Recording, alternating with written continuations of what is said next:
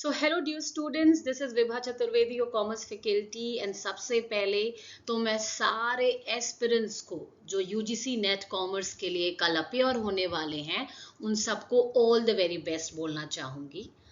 मैं हमेशा से आपको बोलती हूँ that if you work hard you will succeed. And because I have seen my students, मतलब पिछले कुछ महीनों में I have seen them working really hard and I am very sure about it, very positively मैं manifest भी कर रही हूँ that all of you will get the result of your hard work in the form of JRFs। मैं शुरू से बोलती हूँ हम JRF ही टारगेट कर रहे हैं because a lot of you were requesting me to make a video about the essential things जो हमें अपने mind में रखना है before appearing for this important exam tomorrow।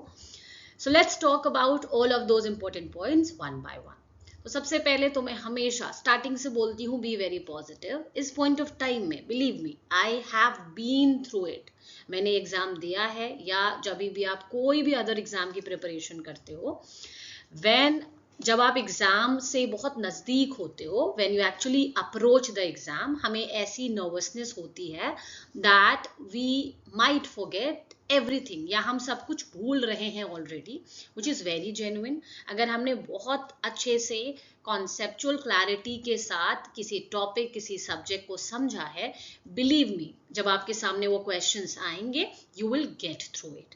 Second thing, मैं ये चीज़ भी बच्चों से बार बार रिक्वेस्ट करती हूँ that you need to be very calm. आप बहुत काम रहेंगे because when you will be calm आप फोकस्ड तरीके से क्वेश्चंस को अटेम्प्ट कर पाएंगे। नेक्स्ट, अगर अब हम बात करें इम्पॉर्टेंट इसेंशियल एस्पेक्ट्स की इस पर्टिकुलर एग्जाम के रिस्पेक्ट में, तो सबसे पहली चीज़ that I request all of you to cross check twice कि आपका सेंटर का नाम क्या है, सेंटर की लोकेशन क्या है, because a lot of time names जो होते हैं सेंटर के एक या दो कॉमनली हो जाते हैं, तो आप चेक कर लो, क्रॉस चेक कर लो, लोकेशन देख लो।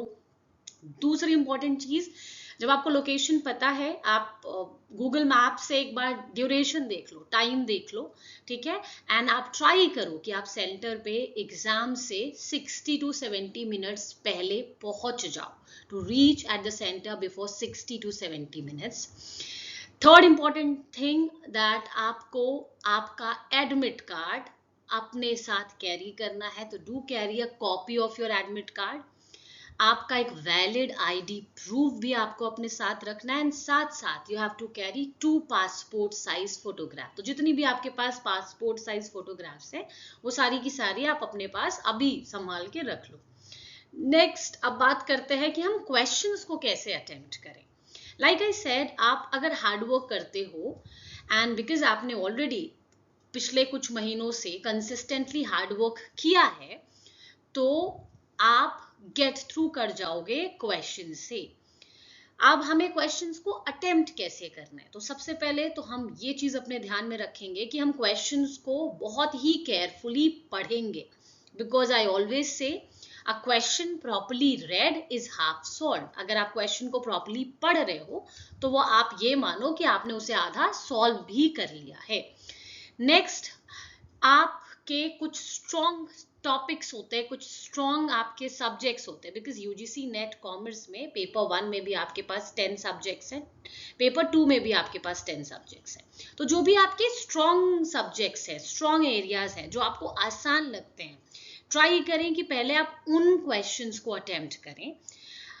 Next important, very important thing that you need to keep in your mind is कि जो क्वेश्चंस, जो न्यूमेरिकल क्वेश्चंस होते हैं पेपर 1 में, अगर आपको किसी क्वेश्चन को सॉल्व करने में ज़्यादा समय लग रहा है तो यू नीड नॉट टू, आप एक ही क्वेश्चन पे फंसे रहें, ऐसा ज़रूरी नहीं है, आप आगे बढ़ जाएं। लास्ट में जब आपको टाइम बचे फिर you can revisit those questions and आप एक बार और ट्राई मार सकते हो।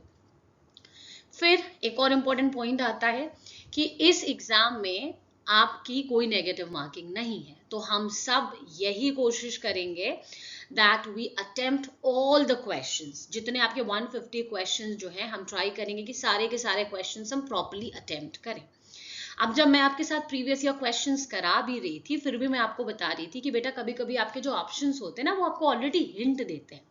अगर आपको कॉन्सेप्चुअल क्वेश्चन ऐसे आते हैं जिनका आपको प्रॉपर आंसर नहीं पता है, तो एडुकेटेड गेस लगाने की कोशिश करेंगे। मतलब देखो, मैंने बोला 150 क्वेश्चन अटेम्प्ट करने, इसका मतलब ये नहीं है कि तुक्का मार के चले आना, नहीं। तुक्का मारने में और एडुकेटेड गेस करने में बहुत डिफरेंस होता है। I request everyone to do or to make an educated guess.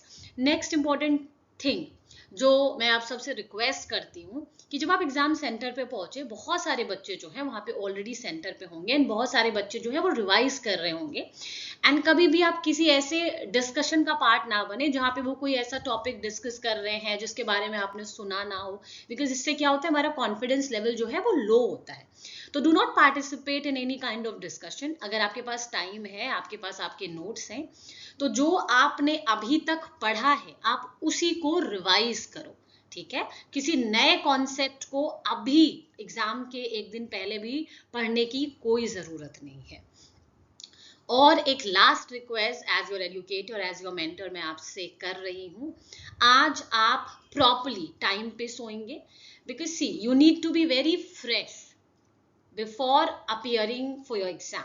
तो आज आप प्रॉपर स्लीप लोगे, जल्दी टाइम पे सोओगे, कल आप अच्छे से, मतलब टेंशन नहीं लेनी है, आराम से सो के उठेंगे। हमारे पास टाइम है, सेकेंड शिफ्ट में पेपर है। उठने के बाद वो टॉपिक्स जो आपने ऑलरेडी पढ़ रखे हैं, जहां पे आपको थोड़ा डाउट है कॉन्सेप्ट्स को लेके, उन टॉपिक्स को ही आप रिवाइज करेंगे। कुछ भी नया पढ़ने की जरूरत नहीं है इस पॉइंट ऑफ टाइम पे। एंड जो सबसे इंपॉर्टेंट चीज होती है वो होती है, जैसे मैंने बोला, मैं स्ट्रांगली पॉजिटिवली मैनिफेस्ट कर रही हूँ, आपको भी अपने आप में बिलीव करने की जरूरत है। अ लॉट ऑफ स्टूडेंट्स जो हैं वो बहुत दिनों से पैनिक कर रहे हैं, मैम ऐसा लग रहा है हम सब भूल रहे हैं। नहीं, please believe in your self, believe in the hard work that you have put in, and I am very very much sure अभी ही कि आप बहुत अच्छा करने वाले हो, ना ही एग्जाम में but in results as well. हम एक हाइपोथेटिकल सिचुएशन लेके चलते हैं, क्वेश्चन बहुत डिफिकल्ट आता है, आउट ऑफ द वे आते हैं कुछ क्वेश्चंस, तो प्लीज ये समझने की कोशिश करो कि वो क्वेश्चन डिफिकल्ट होगा सारे एस्पिरेंट्स के लिए, ठीक है। ऐसा नहीं कि आपके लिए specifically out of the way question आएगा। अगर कुछ ऐसा क्वेश्चन आता भी है तो वो सबके लिए डिफिकल्ट होगा, ठीक है। तो वहां पे भी हमें बहुत ज्यादा एनर्जी वेस्ट नहीं करनी है। एग्जाम के बाद क्वेश्चन पेपर को डिस्कस ज्यादा मत करो, थोड़ा सा ब्रेक लो, पॉजिटिव रहो, कामली क्वेश्चन पेपर पढ़ो, and success is the result of the consistent effort. Consistent effort आप करते आए हो, हमें बस अब अपने सक्सेस का इंतजार करना है। That's all from my side.